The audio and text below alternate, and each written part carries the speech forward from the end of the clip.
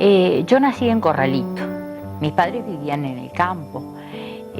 Mi familia era una familia humilde, trabajaban en el campo y yo aprendí las tareas del campo también, porque viví allí hasta los 10 años y que nos vinimos a vivir a Río Tercero. Yo recuerdo, por ejemplo, que iba a la escuela a Corralito. El campo que trabajaban mis padres estaba a una distancia aproximada de unos 20 kilómetros, ¿no? Íbamos todos los días en sulky con una hermana mía mayor, ya fallecida, y una vecina a la que pasábamos a buscar, que nos quedaba de paso en el camino. Siempre le cuento a las nenas lo duro que eran los inviernos, porque hacer 20 kilómetros en sulky, cuando no había ningún medio, inclusive para calentarse. Y en mi casa había cocina a leña. Estoy hablando de muchos años atrás, ¿no? Cocina a leña. Entonces mi mamá se levantaba muy temprano, prendía la cocina y ponía dentro del fuego ladrillos. Calentaba bien varios ladrillos, entonces eso nos colocaba en el pescante del sulky para que apoyáramos los pies y no nos congeláramos, porque en invierno hacer 20 kilómetros en sulky, sin estar cubiertas nada más que con mantas con las que nos tapábamos, era duro. Bueno, ¿y qué hacíamos después? Volvíamos a casa, había un ratito para hacer los deberes y había que hacer las tareas del campo. O sea, cuidar los animales. En la época de desyullar, yo sé lo que es desyullar.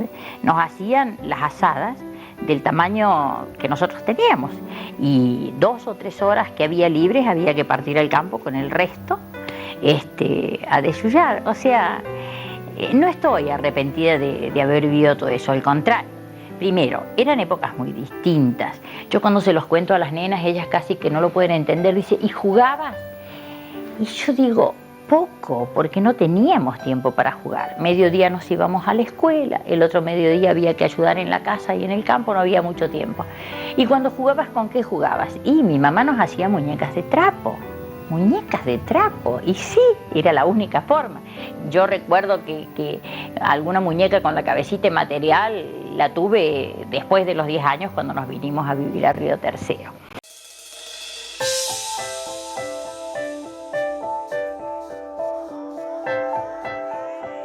Vinimos a Río Tercero y fue un cambio muy grande de haber vivido esos 10 años en medio del campo, en contacto con la naturaleza.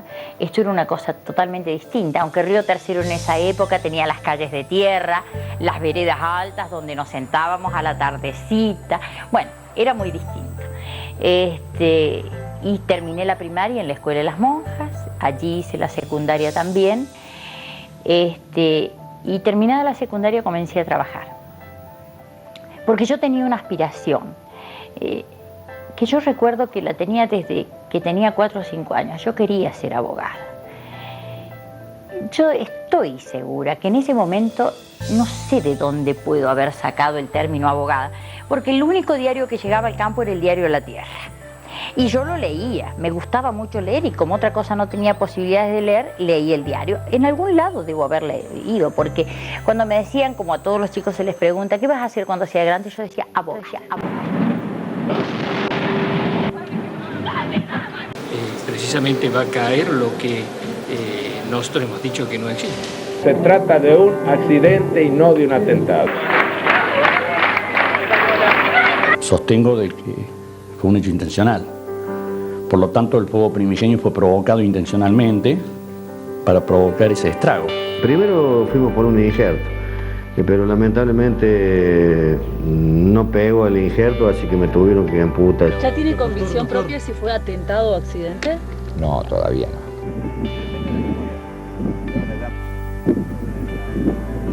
La hipótesis del accidente cada vez se aleja más. Demoró mucho tiempo, pero avanzó mucho. En el 2003, o sea, a 8 años, tuvimos la primera, digo yo, de las 2 verdades importantes que nos hacían falta, que el hecho había sido intencional, preparado y programado por expertos. Por el hecho de que había muerto el marido, yo fui a saludarla y ahí estuvimos charlando mucho rato sobre la forma en que se había producido y yo le dije ahí que yo estaba convencido de que había sido originado por los hombres, que no era una explosión accidental, que era algo provocado. ¿Cómo es posible que se produzcan explosiones en distintos lugares, casi todas al mismo tiempo, sin diseminación del fuego? Y se pensó en un atentado. Después vinieron las diferentes pruebas, las quisieron engañar incluso a la justicia, pero finalmente se ha llegado a la conclusión que ya había sido anticipada periodísticamente. Se trató definitivamente de un atentado. Que la voladura de la fábrica militar de Río Tercero fue intencional y que una de las motivaciones esenciales fue ocultar las pruebas que allí había sobre las ventas ilegales de armas a Ecuador y a Croacia. Obviamente que si esas ventas fueron posibilitadas a través de los decretos presidenciales firmados por el entonces presidente Menem y sus ministros, con la participación también de Ejército, porque gran parte del material bélico que fue a Croacia y a Ecuador fue obtenido de las distintas unidades del Ejército que quedaron desmanteladas, la responsabilidad del señor Balsa, del señor Menem y de sus ministros es obvia. A partir de ahí lo que debíamos buscar eran los responsables ideológicos, los responsables materiales, los encubridores, los cómplices, los instigadores del hecho. En el año 2004 el juez Luis Rodolfo Martínez, al resistir la recusación de mi parte, hizo todo lo posible para demorar la causa. En el 2005 probé a las indagatorias que el fiscal Stornelli le pidió, pero inmediatamente después, con una excusa procesal banal, que no la voy a explicar porque llevaría mucho tiempo, se va de la causa. Creo que es un acto de terrorismo, a mí no me cabe duda que es un acto de terrorismo. ¿De quién fue? Dejémoslo para más adelante,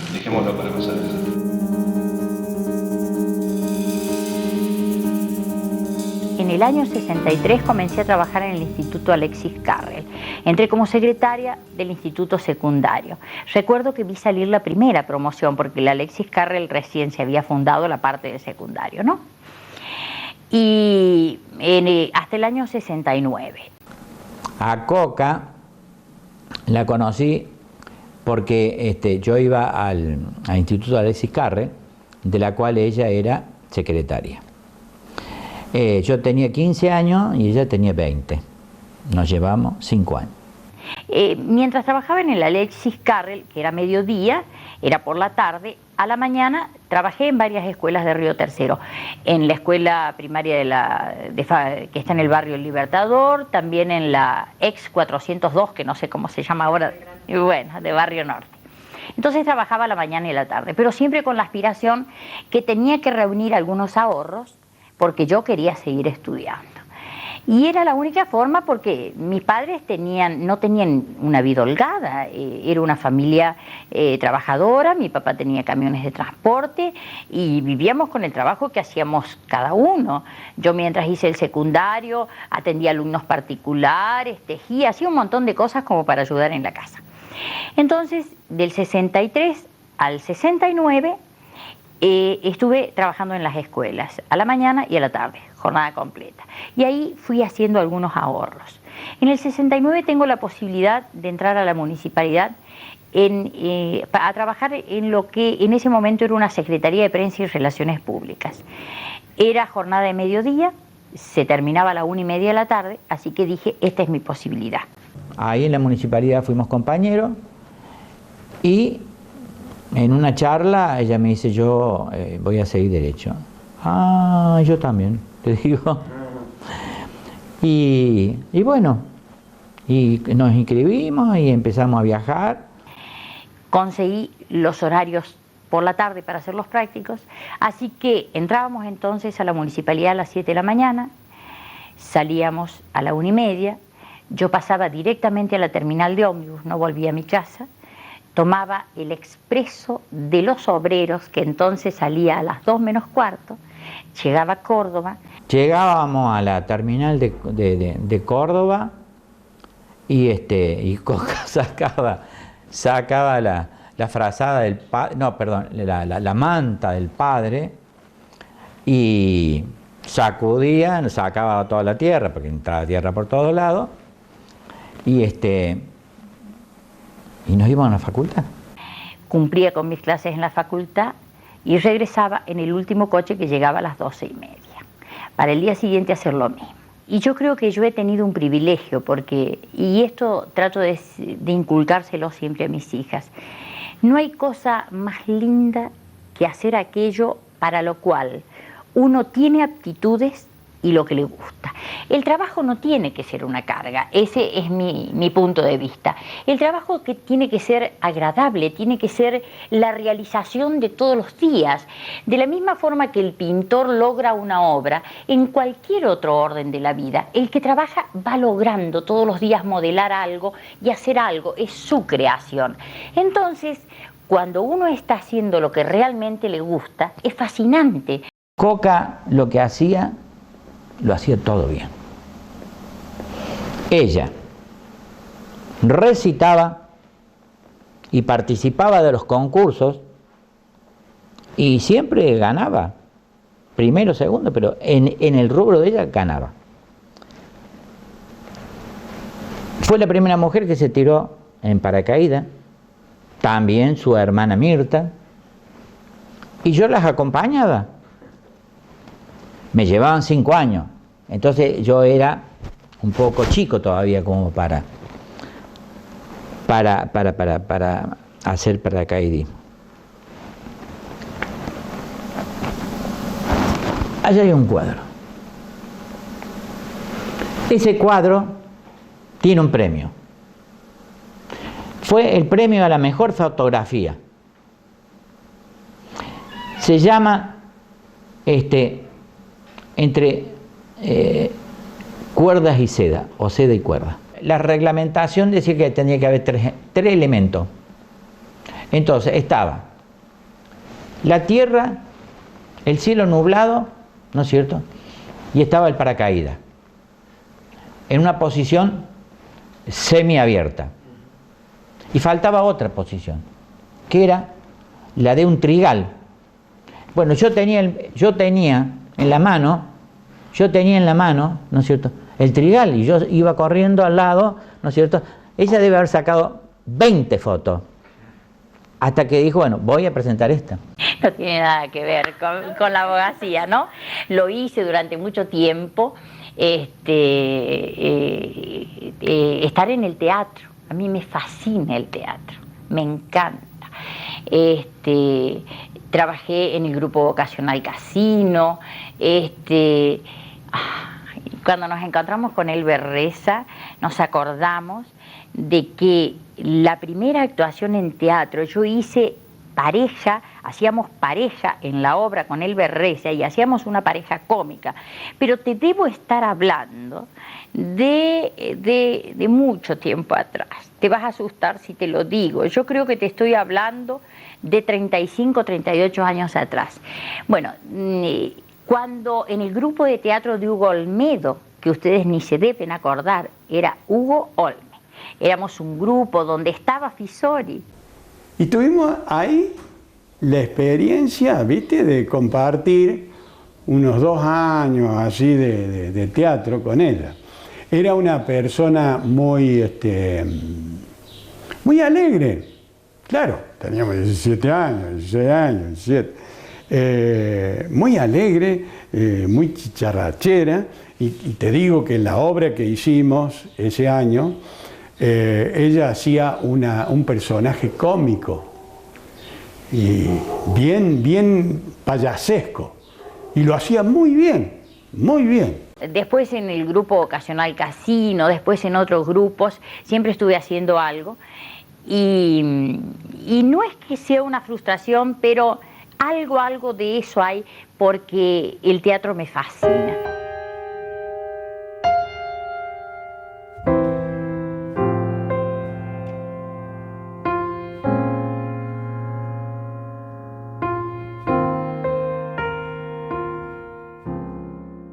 Casi inmediatamente, bueno, ella sintió que había cosas que no cerraban, asuntos un poco técnicos y un poco intuitivos. Ella tenía mucho de esa condición. Ella decía, bueno, es como de madre, me decía a mí cuando me decía, va a pasar tal cosa, y automáticamente pasaba. Yo creo que tenía que ver con, no sé, una intuición femenina o algo de su propia inteligencia. Era muy inteligente, muy perceptiva de las cosas en general, era muy de indagar sobre todo lo que pasaba, era investigativa de alguna manera.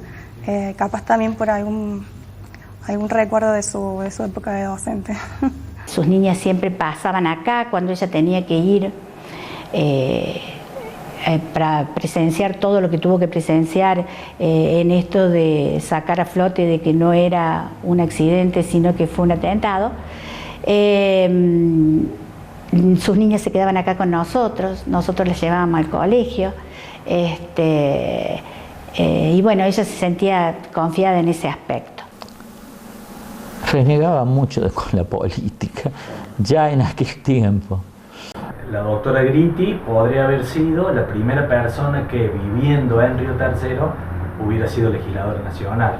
En las elecciones del año 2005, el entonces intendente de Córdoba, Luis Juez, le mandó a ofrecer ser cabeza de lista en las elecciones de medio término, que se llaman, de diputados nacionales en ese año, 2005. Fui a verla al estudio y le comenté, quedó impactada en un primer momento, pero no dudó un segundo en decir que no, por dos razones fundamentales que me las expuso en ese momento. Planteó esto de las hijas, de no querer separarse mucho tiempo de su hija en el proceso de la enfermedad que ella llevaba adelante, y en segundo lugar que no quería mezclar la cuestión de la causa con un lugar político para ella.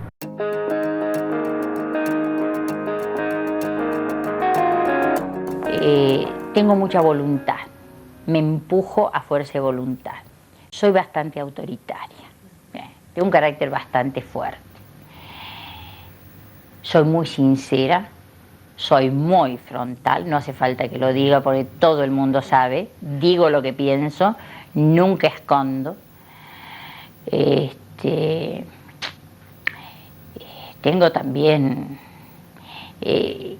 todo esto que estoy diciendo. Hay algunos que piensan, bueno, pero estas son muchas virtudes. A veces también son defectos, ¿no es cierto? Ser tan frontal a veces no siempre es una virtud, porque uno tendría que ser más político en el sentido de acomodar las cosas, pero yo no puedo. ¿Qué le vamos a hacer? Yo no puedo. Soy así. A veces tendría que dejar pasar algunas cosas y no ser tan estricta, por ejemplo, en la educación de las nenas o en algunas cosas en la casa, ¿no? Pero bueno, yo he tenido una determinada formación que para mí fue buena y yo quiero transmitírselas a ellas, ¿no? Soy excesivamente exigente, yo reconozco que es un gran defecto. Como yo me exijo conmigo misma y no me perdono, que ese es otro tremendo defecto, yo no me perdono nada. Es posible que pueda alguna vez perdonarle algo a los demás, pero a mí no me perdono nada. Y entonces, como soy exigente y no me perdono, yo creo que todo tiene que ser así. Y la cosa no es así, así soy yo.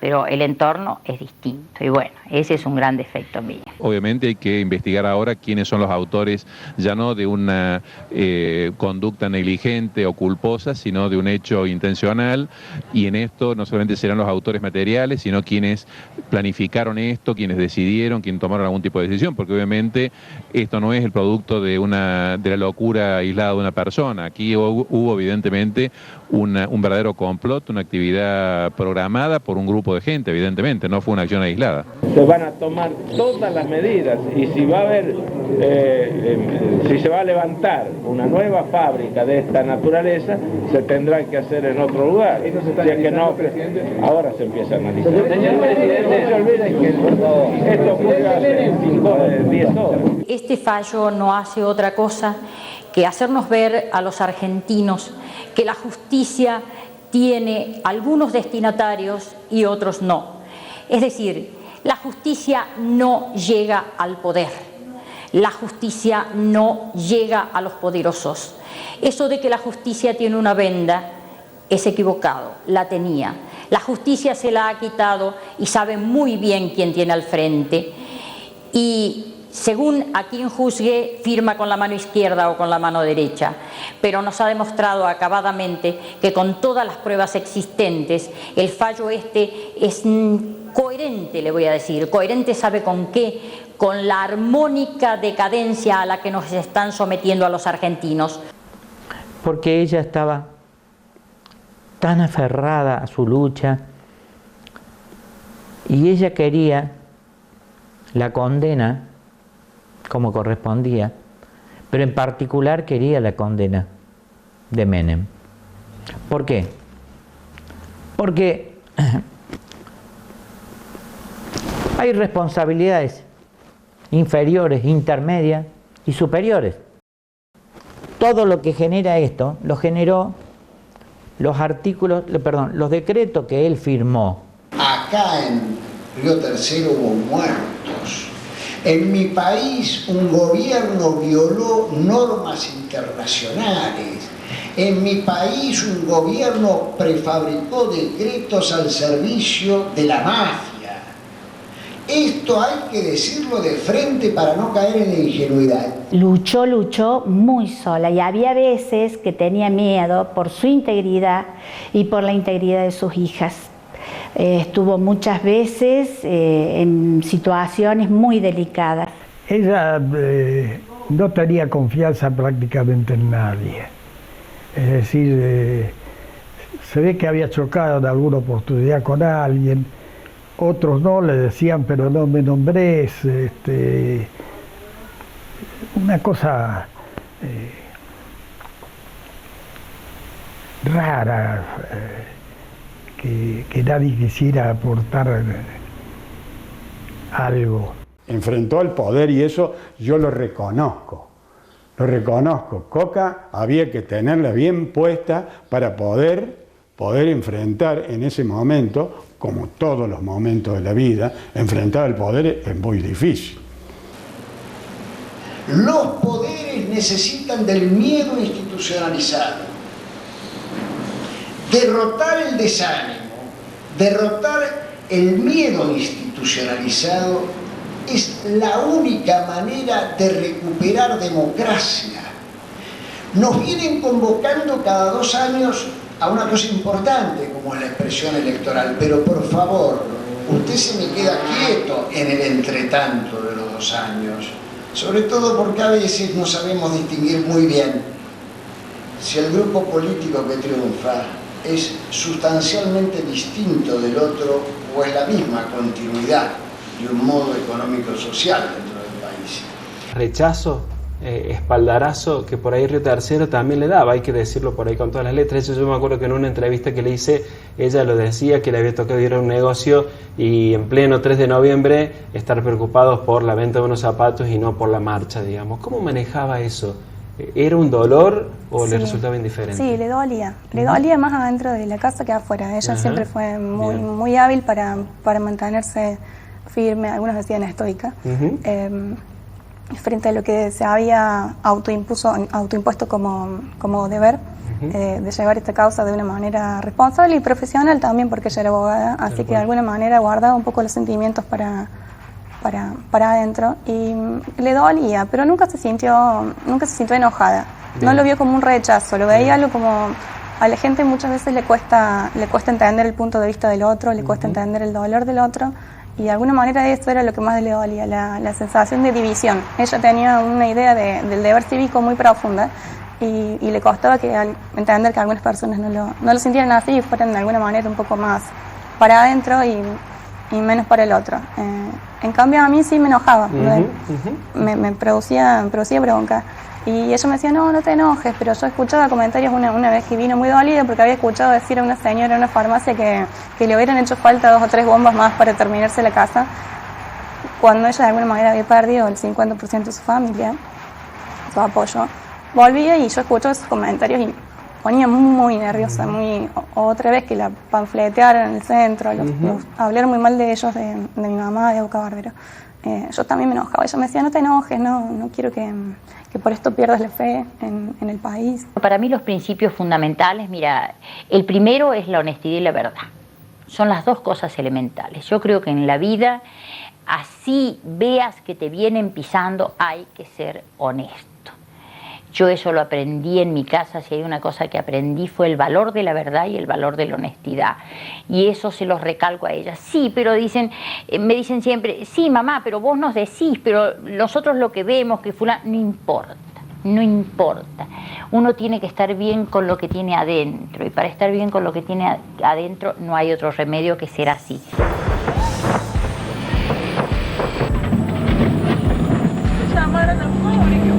No, señora, no se puede.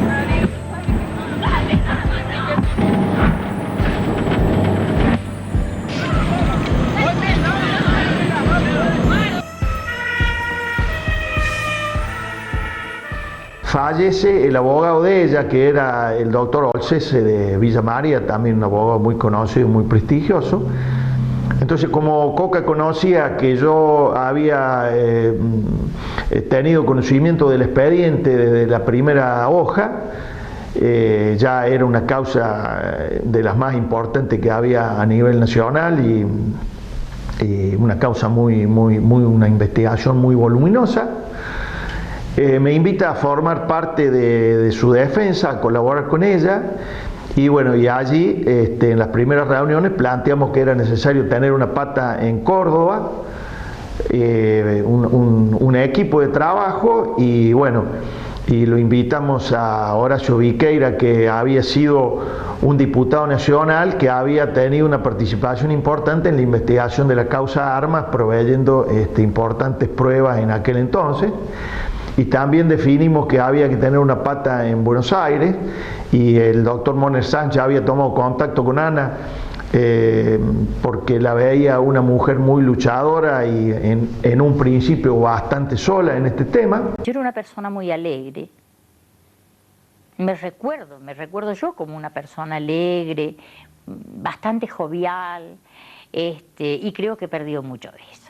Aparte de todo lo otro que perdí, aparte del rol que debí asumir, no solamente en la familia, que hay que hacer de padre y de madre, en la necesidad de la búsqueda de la verdad, que para mí es esencial, todo lo que me costó, todo lo que le tuve que robar a mis hijas, pero era robarle a ellas para darle a esto que a las tres nos iba a dar la posibilidad de encontrarnos con una realidad que las tres queremos encontrar. Pero indudablemente que son dos etapas de mi vida totalmente distintas. Yo nací en el 45 hasta el 95, y creo que el 3 de noviembre del 95 nació otra persona que tiene algo de la anterior, pero que tiene cosas totalmente distintas, ¿no? Ella decía que lo hacía por homenaje a mi papá, como ejemplo para nosotras, sobre todo de responsabilidad cívica. No enfocado en ella como bueno, quiero ser un ejemplo de madre, no, quiero ser un ejemplo de lo que tienen que ser como ciudadanos. Y por las personas que trabajaron mucho desde el principio, que hicieron sacrificios igual que ella, que bueno, ella decía en general siempre hay un 10% de la población que merece el sacrificio de los demás por las cosas que hacen desinteresadamente. Salvo un grupo muy estrecho de gente que siempre me apoyó, sí, me sentí sola. Nunca pude explicarme el porqué de esa ausencia cuando era una causa común. Y bueno, pero no todos piensan igual.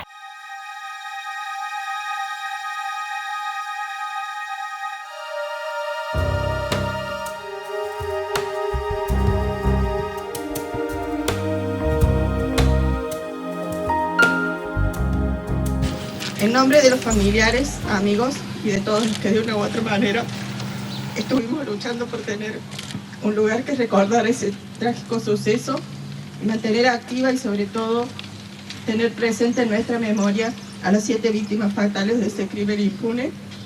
Queremos agradecer al pueblo de Río Tercero que a través de la municipalidad hoy hace posible la realidad de un monumento que será el lugar donde estará presente nuestro dolor, el recuerdo de todos y el respeto por los que hoy faltan, el pedido de justicia para todo un pueblo, el agradecimiento por la vida que quedó. Esperamos que sea cuidado y respetado por lo que él significa. Y rescatamos de esta tragedia la vida, la igualdad y el permanente reclamo de justicia y castigo para los culpables. Agradecemos a los que siempre estuvieron a nuestro lado y a los que hoy se unieron a nosotros. Muchas gracias. Un día que es trágico siempre, pero a medida que pasa el tiempo a veces resulta un poco más trágico porque uno ve la falta de memoria por un lado y la poca respuesta que hay desde el Poder Judicial, por ejemplo, desde la justicia por el otro, y entonces, claro, cuesta más.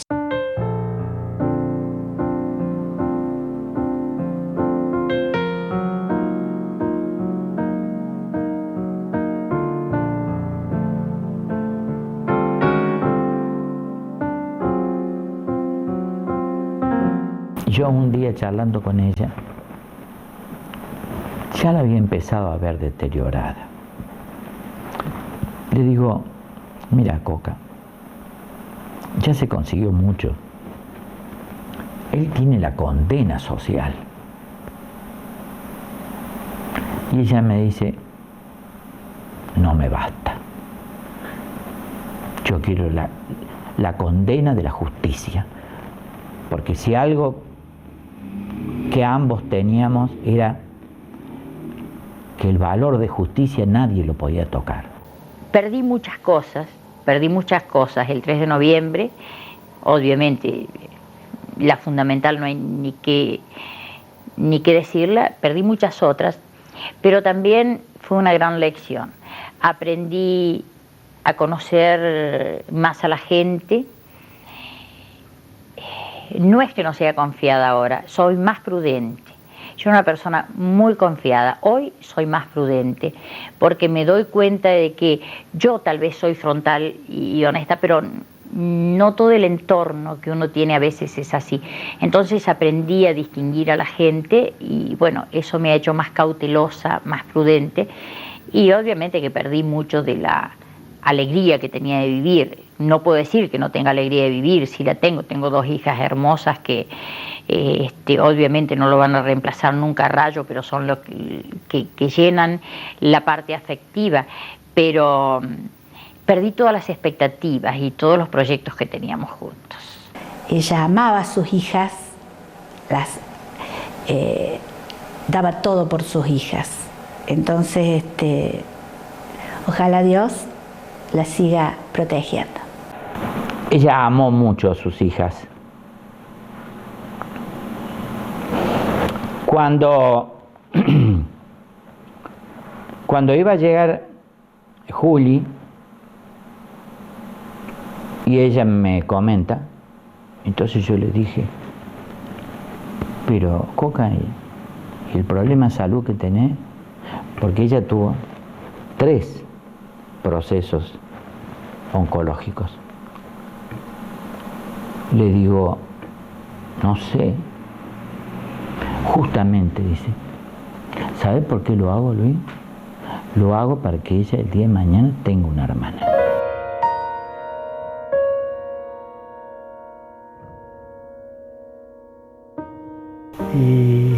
Y tendría interés en que me ayude. Yo estoy escribiendo un libro sobre eso, o he tomado unos datos para de allí después formar un libro sobre la tragedia esta. Y entonces empecé a ir, es decir, 2 o 3 tardes por semana, y me quedaba 3, 4 horas y le llevaba algunas cosas escritas, o íbamos puntualizando, yo le preguntaba, ella me decía, yo apuntaba lo que me parecía importante, y puso por allí, en la dedicatoria que me dan el mío, dice que si me ayuda en algo, que escribe dentro del texto, que si no la hubiese ayudado yo no hubiese podido recoger tantos datos como había recogido, que yo le había ayudado a sacar ese libro. Decidimos ir ese mismo día que se presentaba el libro a las 7 de la tarde, salimos de acá a las 10, 10 y media de la mañana, partimos para Buenos Aires junto con Antonio García. Íbamos mi marido y yo y Antonio García, excelente persona, que hemos pasado un viaje muy lindo. Y bueno, y se hizo, el problema era que acá había miedo. La gente tenía miedo, la gente tenía miedo.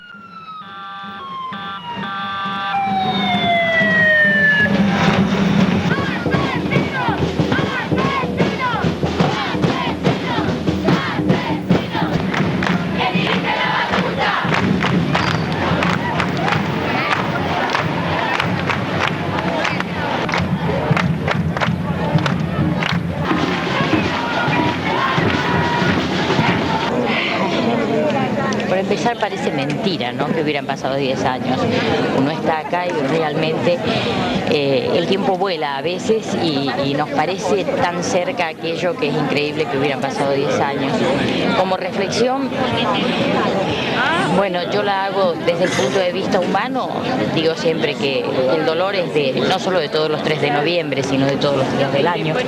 Pero desde el otro punto de vista, de lo que me impulsa a seguir trabajando en esto, es el hecho de que creo que estamos cada día más cerca de la verdad, que estamos pudiendo avanzar en el expediente judicial y si bien nos falta mucho camino por recorrer, creo que estamos en el camino adecuado. Presidente, una pregunta más. Los peritos determinaron que fue intencional. ¿Qué opina? Y bueno, si son intencionales, tienen que ir presos todos los que han cometido semejante aterrador hecho. Alguien dijo que se trató del peor acto de terrorismo de Estado durante época de democracia. ¿Qué opinión le merece a usted? Si esto realmente es como me dijo a mí la doctora, que tenía elementos y todo lo demás, es un hecho realmente gravísimo. Quiero reivindicar al primer abogado, que fue el doctor Ricardo Ignacio Olchese de Villa María, porque él era un gran jurista, a su vez presidente en ese momento del Colegio de Abogados de Villa María, y él inició la causa, él la patrocinó, él soportó de que le hicieran un atentado a su domicilio, y lamentablemente un día tenía que ir a la Federación Argentina de Colegios de Abogados. Yo ya estaba en la federación junto con él y él me llama para que lo acompañe, pero me llamó el día antes y yo tenía las audiencias fijadas y viajó solo. Cuando terminó de su exposición, lo que me cuentan los otros colegas es que se levantó, se paró y cayó así. Se le partió el corazón.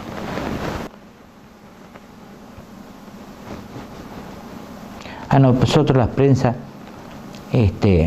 nacional y extranjera nos dieron buenos consejos. No tomen nada en ningún lugar.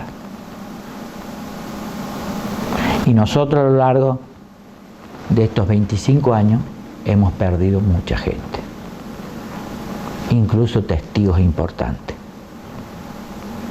Qué casualidad. No, yo no la busco para que me cierre la herida, porque yo creo que las heridas no se cierran. El tiempo, generalmente cuando ocurren estas cosas, la gente, y yo lo he dicho muchas veces y hoy digo que ilusa que era. Y hay que esperar que el tiempo pase, el tiempo cierra las heridas. El tiempo no cierra ninguna herida. El tiempo lo único que hace es acostumbrarnos a vivir con la ausencia. Pero las heridas no se cierran nunca. Cuando hay mucho amor, cuando hay mucho afecto, que era nuestro caso, había una convivencia muy grande, estábamos muy juntos, pasábamos todo el tiempo libre que teníamos, lo pasábamos juntos. Entonces no hay herida que se cierre. Simplemente uno se va acostumbrando a la falta, se va acostumbrando a la ausencia, pero las heridas no se cierran. El descubrimiento de la verdad no me va a cerrar ninguna herida. Simplemente creo que nos va a dar la posibilidad a María Julia, a María Eugenia y a mí de saber cuál fue realmente el motivo por el cual ellas no tienen su padre y yo no tengo mi marido. Eso fundamentalmente. De homenajear la verdad por sobre todas las cosas y homenajear la justicia. Y bueno, y darnos la tranquilidad de que cuando uno pelea por una causa que cree que es justo, yo creo que hay que dar todo. Hay que poner todo en la mesa y dar todo en la pelea, ¿no? ¿Cómo fue la decisión de continuar con la causa? Ustedes tuvieron como varios momentos, varios hitos, y uno debe haber sido ese, porque de nuevo, en el dolor, tomar una decisión. Las decisiones para nosotras siempre se nos plantearon como un pedido. En el 95 cuando pasó y ella decidió empezar esta causa penal y constituirse como querellante, nos dijo lo más probable es que esto les quite tiempo de mí, que le quitara tiempo en casa, y me dice, yo quiero pedirles permiso de alguna manera para empezar con esta lucha. Y de alguna manera cuando nos pidieron a nosotras, no fue más que una firma, porque la verdad que nos cuidaron mucho, tanto Horacio Viqueira como Auca Barbero, constituirnos en la figura para que no se perdiera, fue al mismo tiempo otro pedido, de alguna manera de seguir con este legado que había quedado de ella. Así que fue fácil, en general no tuvimos dudas. Verlas crecer, ver cómo han ido no sobreponiéndose a la falta de su papá, sino reacomodando su vida ante esa ausencia. Porque aparte Rayo era muy apegado a ellas, era muy afectivo con ellas. Yo digo siempre que eran la luz de sus ojos, ¿no? Como él tenía más tiempo libre, él compartía mucho más. Y entonces ellas han tenido que reacomodar su vida, cómo han crecido en su vida individual, realmente en su responsabilidad, y cómo han reacomodado la parte afectiva, cómo me ayudan inclusive a veces a suplir el doble rol. Lo único que me preocuparía es que me tuviera que ir cuando ellas fueran muy chicas todavía. A raíz de mi problema clínico, yo regularmente me hago estudios, voy a mi médico. Bueno, y todos los años, ahora ya lo estoy viendo 1 o 2 veces al año. Bueno, le voy pidiendo 1 año menos de vida, porque yo voy y le digo, doctor, usted sabe, le decía hace tiempo, que yo tengo que vivir todavía 17 años. Bueno, ya hoy creo que la última visita le dije que me hacían falta vivir 14 o 15, ¿no? Pero así es como que todos los años le voy restando 1. Pero miedo no, el temor mío sería dejarlas a ellas, ¿no?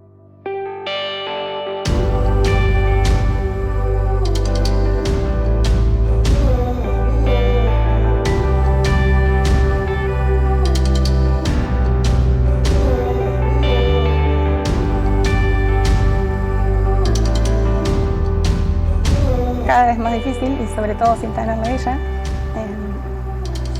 Por suerte uno se rodea de personas fieles cuando pasa cosas difíciles. Ella se rodeó de personas fieles y lo mismo trato de hacer yo. Así que bueno, en general sobre todo me apoya mucho mi pareja, que se enoja cuando no canto el himno. Así que todos los días trato de mantener la fe para poder pasársela a mis hijos en algún momento. Coca, te tendremos siempre, siempre en nuestro corazón. Como esa mujer intachable que nos enseñaste tanto, porque nosotros no hubiésemos conocido todo lo que conocimos si no te hubiésemos tenido cerca. Realmente agradecidos.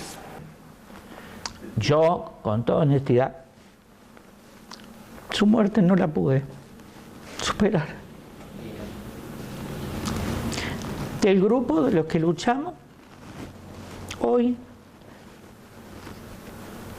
les tengo que ser honesto, pero en vida he quedado yo. Porque ellos que han sido todos mis colegas, mis amigos, mis socios, murieron todos. ¿Crees que haría falta algún reconocimiento por parte de Río Tercero? No, reconocimiento hubo. Yo creo que muchas veces trato, cuando me preguntan, de decir lo que ella hubiera dicho. Que de alguna manera creo que es la que debería haber estado en este lugar ahora. En las notas que yo di, en el juicio en el que yo estuve, era de ella. Así que yo creo que hubiera dicho que más que un reconocimiento, que la gente tenga memoria y sepa prestar solidaridad al otro, estar con el otro y considerar sus necesidades. Yo creo que le hubiera dolido mucho ver en la situación actual cómo el pueblo en general está dividido y cómo Río Tercero en general siempre tiene opiniones tan opuestas y le cuesta participar de una marcha y participar de un evento y participar de una movida solidaria, cuando en general un pueblo que sobrevivió a una catástrofe, a un atentado, a una situación muy de cara a la muerte, debería estar mucho más unido. Es como una sorpresa y a la vez una desilusión que sea de esta manera. Es lo que yo hubiera deseado, más que un homenaje implícito, haciendo algo por el otro o siendo responsables, siendo buenos ciudadanos, no mirando para otro lado. Creo que eso. El Tribunal Oral 2 de Córdoba ha fijado fecha para el inicio del juicio, para el inicio del debate, en esta, podríamos decir, segunda etapa del juicio por la voladura de Río Tercero, en donde el único imputado que queda es el expresidente Carlos Saúl Menem.